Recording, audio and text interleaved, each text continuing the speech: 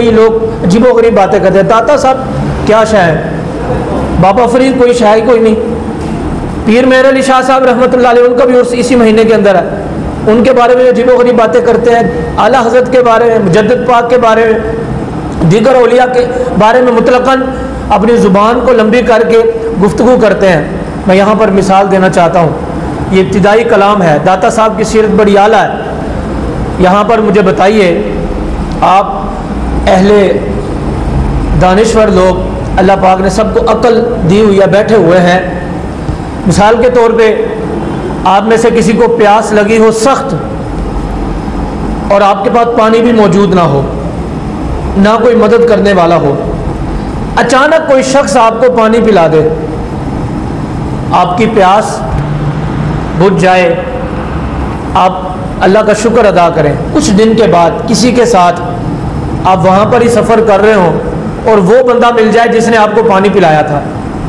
تو آپ ساتھ والے کو کہیں گے یار اگر آپ واقعتاً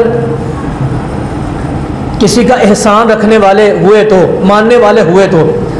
ہم کہیں گے یار یہ وہ بندہ ہے کہ مجھے بڑی پیاس لگی تھی، میرے پاس پیسے بھی نہیں تھے، کوئی مدد کرنے والا نہیں تھا، لیکن اس وقت اس بندے نے مجھے پانی پلایا، کھانا کھلایا، میری مدد کی کسی بھی لحاظ سے، ہم اس کا احسان یاد رکھتے ہیں، دوسروں کو بتاتے ہیں۔ یہاں پر میں نے پانی کی آسان مثال دی، کھانے کی مثال ہے، دیگر دنیا کے معاملات کی مثال ہے، شادی ہمارے گھر پہ ہو،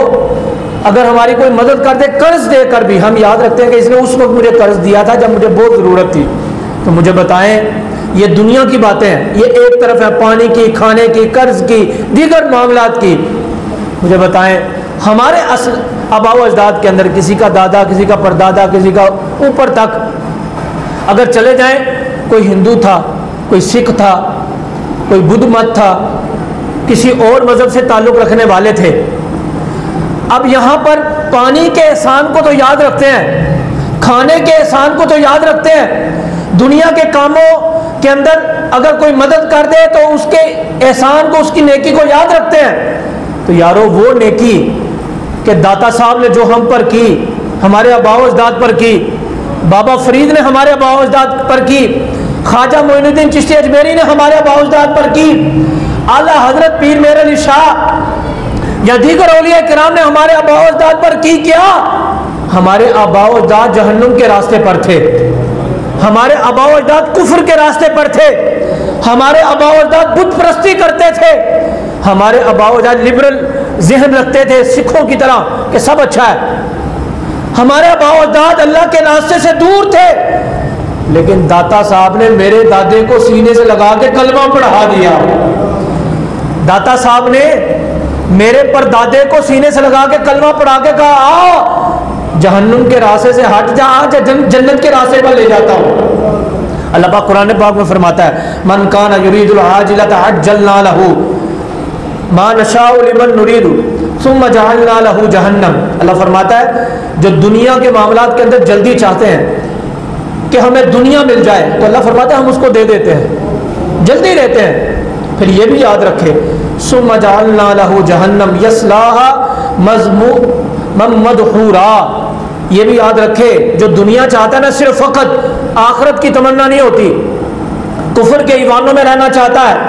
بت پرستی کے سائے میں رہنا چاہتا ہے، وہ چاہتا ہے کہ کافر میرے قریب رہے، مسلمان دور رہے، اللہ فرماتا ہے وہ یہ چاہتا ہے کہ دنیا ہم دیتے ہیں، دنیا جتنی عطا فرمانا چاہے دیتے ہیں، اس کا نام بھی ہوتا ہے، دنیا بھی ملتی ہے، ٹھاٹ باٹ بھی ہوتی ہے، لیکن ایک بات اور بھی یاد رکھے کہ اس کو ہم جہنم بھی دیں گے، جو مذمت والی جگہ ہے، جو مردود جگہ ہے، کہ جہاں پر شیطان ہوگا اس کے حواری ہوں گے، جہاں کافر ہوں گے، پھر یہ بھی دیں گے اس کو، دنیا کے اندر دنیا دیں گے، لیکن کل قیامت کا دن پھر یاد رکھے۔ لیکن ساتھ اللہ فرماتا ہے وَمَنْ أَرَادَ الْآخِرَةَ وَسَعَى لَهَا سَعْيَهَا وَهُوَ مُؤْمِنٌ فَأُولَئِكَ كَانَ سَعْيُهُمْ مَشْكُورًا۔ اللہ فرماتا ہے جو آخرت چاہتا ہے، دنیا کے چکر میں نہیں رہتا اور اسی کی جانب وہ کوشش کرتا ہے، حقیقت میں اس کا ارادہ بھی یہی ہوتا ہے، کوئی اور غرض نہیں ہوتی،